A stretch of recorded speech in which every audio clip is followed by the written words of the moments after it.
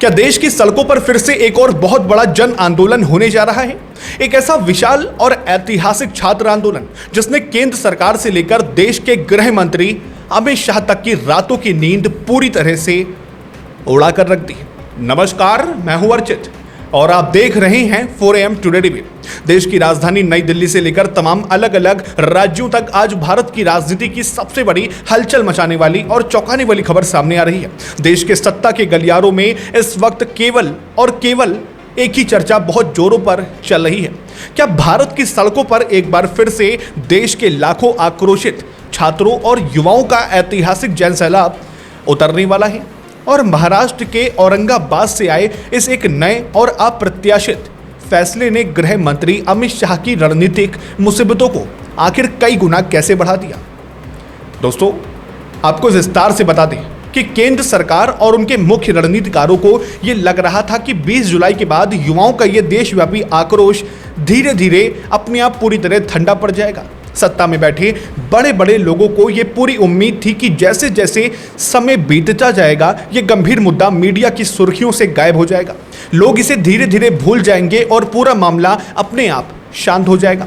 लेकिन महाराष्ट्र के औरंगाबाद शहर में हुई कॉकरोच जनता पार्टी की एक हाई लेवल और आपातकालीन बैठक के बाद छात्रों ने जो ऐतिहासिक ऐलान किया उसने दिल्ली की केंद्रीय सत्ता से लेकर मुंबई के राजनीतिक गलियारों तक पूरी तरह से खलबली मचा कर रख दी। बैठक खत्म होने के ठीक बाद संगठन के संस्थापक अभिजीत दीपके और उनके साथ आए कई प्रमुख युवा छात्र नेताओं ने मीडिया के कैमरों के सामने आकर बेहद कड़े, तीखे और साफ शब्दों में अपना आधिकारिक बयान जारी किया।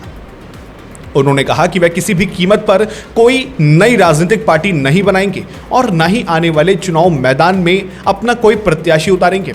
उन्होंने बहुत स्पष्ट शब्दों में कहा कि देश के करोड़ों युवाओं और छात्रों का भरोसा अब भारत की इस पारंपरिक और मौजूदा राजनीतिक व्यवस्था से पूरी तरह उड़ चुका है।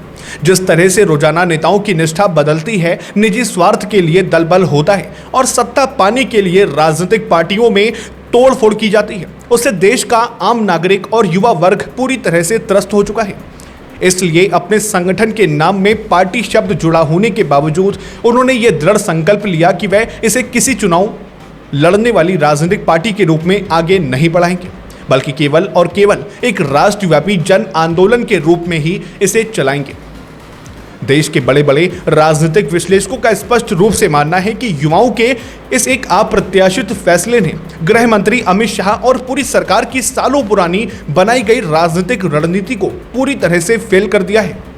दरअसल अंदर खाने और गुप्त सूत्रों से ऐसी खबरें लगातार आ रही थी कि सत्ता पक्ष की ओर से इन युवा छात्र नेताओं को अपनी अलग अलग राजनीतिक पार्टी बनाने या फिर मुख्य धारा की राजनीति में शामिल होने का एक अप्रत्यक्ष सुझाव दिया जा रहा था। सरकार की इस चाल के पीछे का मकसद बिल्कुल साफ और सीधा था। अगर ये छात्र अपनी अलग अलग राजनीतिक पार्टी बनाकर आगामी चुनाव मैदान में उतर जाते हैं तो सरकार के खिलाफ पड़ने वाला विरोध कई अलग अलग हिस्सों में बढ़ जाएगा और जब वोट बटेगा तो इसका सीधा सीधा चुनावी फायदा सत्ता पक्ष को ही पहुंचेगा। लेकिन देश के जागरूक और समझदार युवाओं ने सरकार की इस राजनीतिक चाल को समय रहते भांप लिया और पार्टी बनाने के इस आकर्षक ऑफर को सिरे से ठुकरा दिया। छात्रों ने खुले मंच से ऐलान कर दिया कि देश की सड़कों पर अहिंसक और शांतिपूर्ण आंदोलन ही उनकी सबसे बड़ी ताकत है और वे इस आंदोलन की आग को अब देश के कोने कोने तक फैलाएंगे। अब गृह मंत्री अमित शाह की मुसीबत और बढ़ने की दूसरी सबसे बड़ी और खौफनाक वजह दिल्ली के राजनीतिक हलकों से सामने आ रही है। बीते दिनों कांग्रेस के वरिष्ठ नेता राहुल गांधी के सरकारी आवास पर पहुंची उन पीड़ित बेटियों और छात्रों ने जब मीडिया के सामने अपने वो जख्म दिखाए तो उन्हें देखकर हर संवेदनशील इंसान का दिल दहल गया। ये वही छात्र थे जिन्होंने आंदोलन के दौरान पुलिस की बर्बर लाठियां, आंसू गैस के गोले और पैलेट गन का सामना किया था। मुंबई और झारखंड से आई इन पीड़ित छात्राओं ने रोते हुए सीधे तौर पर यह तीखा सवाल उठाया कि जिन सुरक्षा बलों को देश की बेटियों और छात्रों की रक्षा करनी चाहिए थी, उन्होंने ही उन पर अमानवीय बर्बरता की हदें पार कर दी। इन पीड़ित बच्चियों ने मीडिया के कैमरों के सामने साफ शब्दों में चेतावनी देते हुए कहा कि उन पर चली एक एक लाठी, एक एक आंसू गैस के गोले और पैलेट गन के हर छर्रे का हिसाब सीधे देश के गृह मंत्री अमित शाह को संसद और देश की जनता के सामने देना ही होगा। इस धमाकेदार और भावुक कर देने वाली प्रेस कॉन्फ्रेंस के बाद से ही पूरा विपक्ष एक सुर में एकजुट और लामबद्ध हो गया है। संसद के मानसून सत्र में विपक्षी दल इस मुद्दे को लेकर लगातार जोरदार हंगामा कर रहे हैं और गृह मंत्री अमित शाह से तुरंत इस्तीफे की मांग पर अड़े हुए हैं। संसद के दोनों सदनों की कार्यवाही पिछले कई दिनों से पूरी तरह से ठप पड़ी है और गृह मंत्री की इस पूरे मुद्दे पर चुप्पी को लेकर तीखे सवाल खड़े किए जा रहे हैं। राजनीतिक जानकारों का यहां तक कहना है कि जो अमित शाह हर बड़े राजनीतिक संकट में सरकार के सबसे बड़े क्राइसिस मैनेजर यानी संकट मोचक बनकर उभरते थे, आज इस विशाल छात्र आंदोलन और पुलिस कार्रवाई के कारण वे खुद सरकार के लिए सबसे बड़ा राजनीतिक संकट बनते जा रहे हैं। विशेषज्ञों का असेसमेंट है कि झारखंड, बिहार, महाराष्ट्र, उत्तर प्रदेश और दक्षिण भारत के तमाम प्रमुख राज्यों के छात्र अब धीरे धीरे एक ही मंच पर संगठित हो रहे हैं। वरिष्ठ विचारकों का मानना है कि अगर देश का युवा एक बार सड़कों पर उतर आया और ये आंदोलन लंबा खींच गया तो आने वाले दिनों में यह केंद्र सरकार की नींव तक हिला सकता है। इतिहास इस बात का गवाह रहा है कि जब जब देश के छात्रों और युवाओं ने सत्ता के सामने झुकने से इनकार किया, तब तब बड़े बड़े तख्ता पलट हुए हैं और इतिहास का रुख बदला है।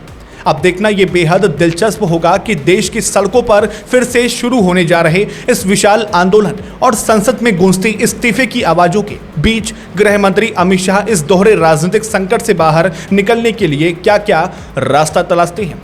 फिलहाल इस पूरी खबर और छात्रों के इस फैसले पर आपकी क्या कुछ राय है? क्या छात्रों का पार्टी ना बनाकर आंदोलन करने का यह कदम सही है? अपनी राय कमेंट बॉक्स में जरूर साझा करें। इस वीडियो को ज्यादा से ज्यादा लाइक करें, शेयर करें और देश की ऐसी ही निष्पक्ष खबरों के लिए 4AM टुडे टीवी को सब्सक्राइब करें। फिर मिलते हैं अगली नई खबरों के साथ। तब तक के लिए नमस्कार, जय हिंद, जय भारत।